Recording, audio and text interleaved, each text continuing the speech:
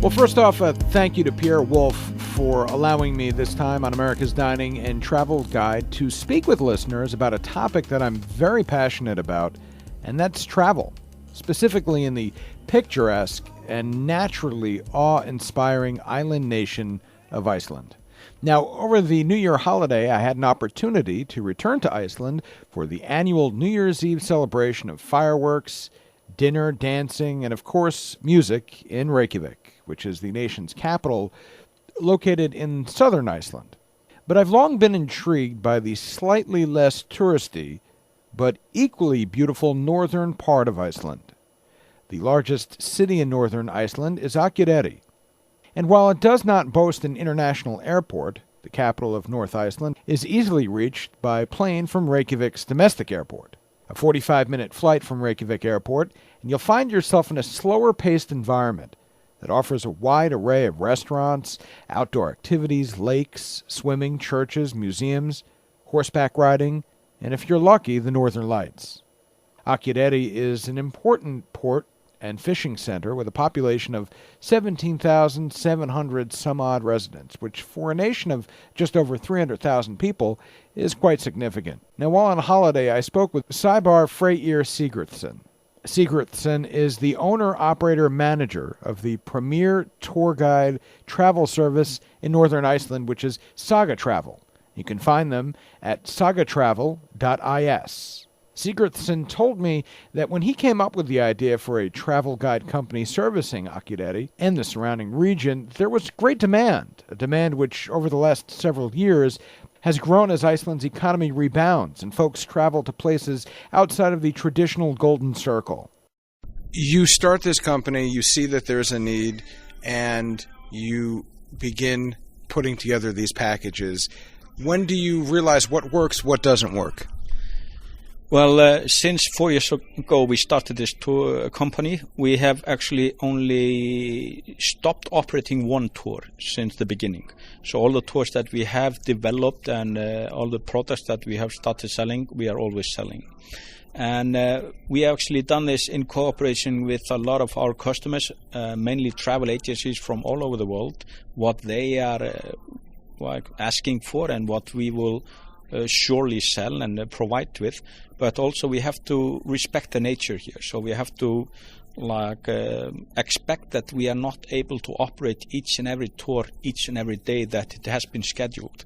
So a lot of our development products has been a focus of, you could call it a plan B. What can we do when the blizzard is outside? And that's why we have done a lot of development when it comes to cultural tours, like local food and gourmet, where we travel around the countryside and sail to the island of Hise here, which is just 10 minutes sail, and visit the food producers, small family companies in the Akureyri district, to taste their products. It's a 7-hour tour that I've never experienced anybody going in except with the highest expectations, but with the highest quality also from the tour. So you speak about respecting the weather, respecting the nature here, and that is something that folks visiting should have in the back of their mind, and why maybe it is so important to be with a guide like yourself and like the 11 people that you have working for you to make sure it is both safe and something that reaches your expectations, or else Iceland's weather could have different plans for you. The weather in Iceland is unpredictable as a weather can be. So you should never ever take a risk when it comes to the weather in Iceland. And it's simple. Respect it, respect it, respect it. But at Saga Travel we describe weather in 3 ways. The weather can be good, the weather can be really good, and the rest is refreshing. Just depending how ridiculously refreshing it can be. Now, we talked a little bit before about New Year, and as I mentioned, we've talked on the air about New Year in Reykjavik. I've even shown people some of the fireworks that we see down there in the south. Is it as big of a deal up here in the north? For the local, it's just as big a deal here as in the south. And, we need this. We are We are down to less than 4 hours of daylight, the shortest day that we have here in Iceland. And if during that period of the year we have quite cloudy weather and maybe small moon, then it's quite dark. So we need those bright skies at least once a year to celebrate, and it's a huge deal. But it's also for those who love the fireworks, it's also the fact that this is the biggest financial support that we can give to our rescue teams, because our rescue teams are more or less 90% financed by selling fireworks during the New Year's. So you are not only doing a good thing for yourself and your family when you're buying a lot of fireworks, you're going to do a thing for the rescue teams. So that makes it even huger than expected. So the answer is yes, it's as big of a deal up here as it is down there.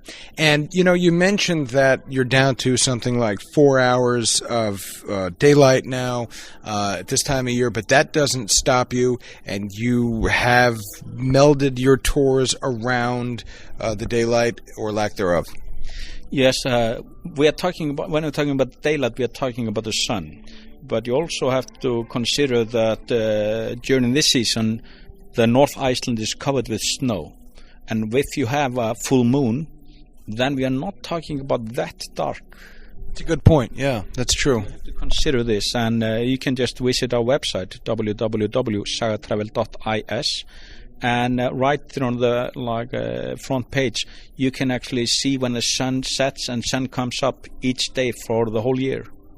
Now, here's the fun part. We're going to start asking you questions about things we've heard about Iceland. You tell us if they're true or not. And I did want to mention also that the 11 people you have working for you, many of them are bilingual, all of them are bilingual, and you are entertaining people from all over the world. Yeah, we get people from all over the world. We have always, our tours are operated all in English.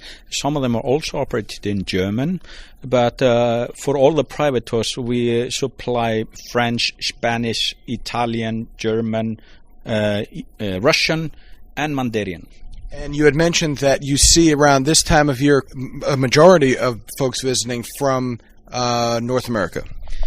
Yes, when we are talking about the winter time, we are talking about mainly the English-speaking world. The Asian part has not reached out of Reykjavik yet. We are working on it, but our biggest market is definitely the States, Canada, and England.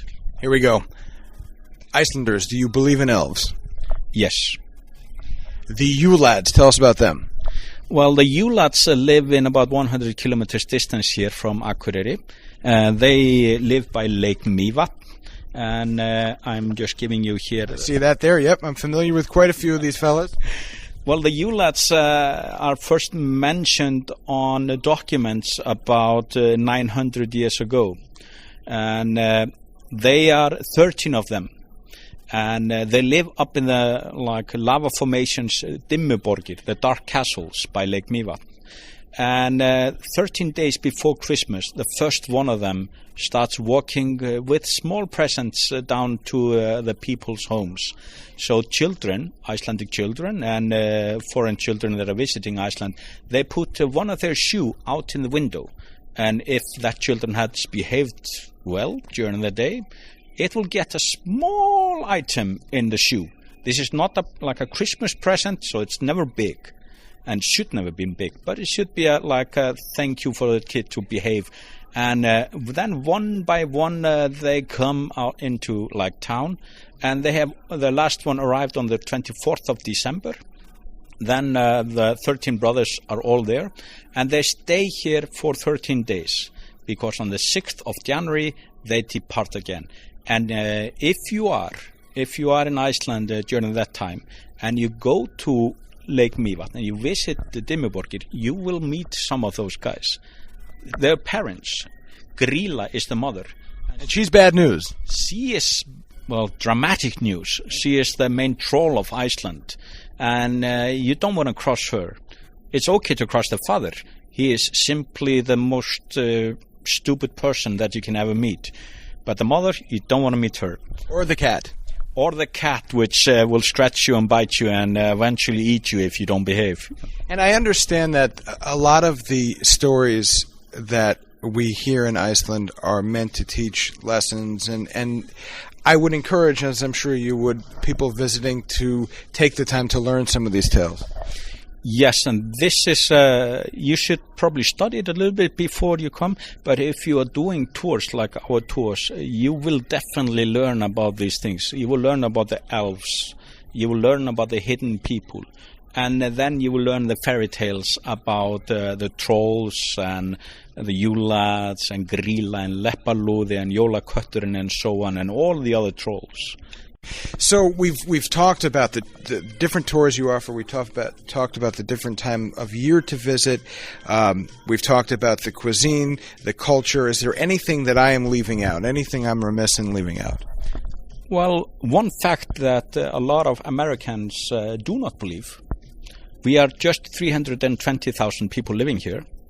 And from the settlement 1,100 years ago, less than 1.5 million Icelanders have been born.